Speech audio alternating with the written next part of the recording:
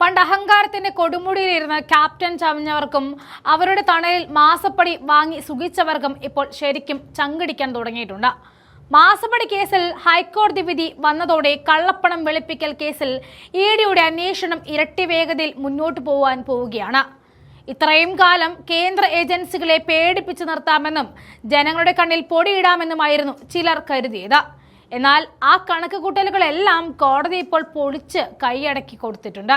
എന്തായിരുന്നു ഇവരുടെയൊക്കെ അഹങ്കാരം? IT സേവനം നൽകിയതിനാണ് കമ്പനി പണം വാങ്ങിയതെന്ന്. ഒരു പണിയും ചെയ്യാതെ കോടികൾ അക്കൗണ്ടിലേക്ക് വരണമെങ്കിൽ അതിന് പിന്നിൽ അച്ഛന്റെ മുഖ്യമന്ത്രി കസേരയുടെ സ്വാധീനമല്ലാതെ മറ്റെന്തായിരുന്നു? അച്ഛൻ ഭരണം കൈയാളുമ്പോൾ മകൾക്ക് കൊള്ളയടിക്കാൻ എല്ലാ ഒത്താശയും ചെയ്തു കൊടുത്തത് അച്ഛന്റെ സ്വന്തം ശിങ്കടികൾ തന്നെയാണ്. ഇത്രയും നാൾ ഈ കേസിൽ ED ഒച്ചിന്റെ വേഗതയിലായിരുന്നു നീങ്ങിയത്. അപ്പോഴൊക്കെ അണിയറയിൽ ഒരു അടക്കം പറച്ചിലായിരുന്നു.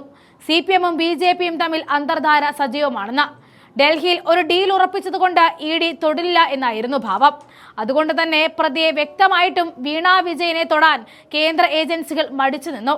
പക്ഷേ കാലം മാറി, കഥ മാറി. അധികാരത്തിന്റെ അഹങ്കാരത്തിൽ ആകാശത്ത് നടന്നിരുന്ന CPM-ന് ഇപ്പോൾ ഭരണം നഷ്ടപ്പെട്ടിരിക്കുന്നു. ഭരണം ഇപ്പോൾ UDF-ന്റെ കൈകളിൽ എത്തിയതോടെ ഇത്രയും നാൾ പൂട്ടിവെച്ചിരുന്ന ഡീലുകളുടെ പൂട്ടുകളെല്ലാം ഓരോന്നോരോന്നായി തകരാൻ പോവുകയാണ്.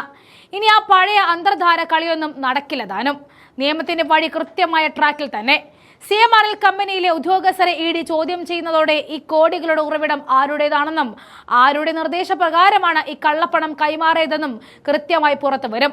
പണ്ട് ജയിൽ എന്ന് കേട്ടാൽ നെഞ്ചും വിരിച്ചുന്നവരൊക്കെ ഇപ്പോൾ വിയർക്കാൻ തുടങ്ങിയിട്ടുണ്ട്. കാരണം കളിച്ചത് കള്ളപ്പണം വെളുപ്പിക്കൽ നിരോധന നിയമപ്രകാരമുള്ള കേസിന്റെ പരിധിയിലായിരുന്നു. കോടതി വഴി തടസ്സങ്ങൾ മാറ്റി നൽകിയ സ്ഥിതിക്ക് ശശിധരൻ കർത്ത മുതൽ വീണ വിജയൻ വരെയും വേണമെങ്കിൽ അച്ഛൻ പിണറായി വിജയൻ വരെയും അഴിയെണ്ണേണ്ടി കിടക്കുമെന്ന് വരും ദിവസങ്ങളിൽ നമുക്കറിയാം. ഈ അന്വേഷണത്തിന് തീപ്പൊരി ചെന്നുകൊള്ളാൻ പോകുന്നത് വെറും വീണ വിജയനിൽ മാത്രമായിരിക്കില്ല. ചിലപ്പോൾ മകളുടെ ഭർത്താവും മുൻ മന്ത്രിയുമായ മുഹമ്മദ് റിയാസുമോ അതിനൊക്കെ മുകളിൽ സർവ്വ അധികാരങ്ങളോടെയും കൂട്ടുന്ന സാക്ഷാൽ പിണറായി വിജയനും EDയുടെ കസേരയ്ക്ക് മുന്നിൽ വിയർക്കേണ്ടി വരുമെന്നാണ് തോന്നുന്നത്. അധികാരം പോയതോടെ സംരക്ഷണ കവചങ്ങളെല്ലാം നഷ്ടപ്പെട്ട അവസ്ഥയിലാണ് ഇപ്പോൾ ഈ കമ്മ്യൂണിസ്റ്റ് കുടുംബമുള്ളത്. ഹൈക്കോടതിയുടെ സുപ്രധാന വിധിയായിരുന്നു മാസപ്പടി കേസ് വീണ്ടും പുനരന്വേഷിക്കാൻ EDക്ക് നിർദ്ദേശം നൽകിയത്.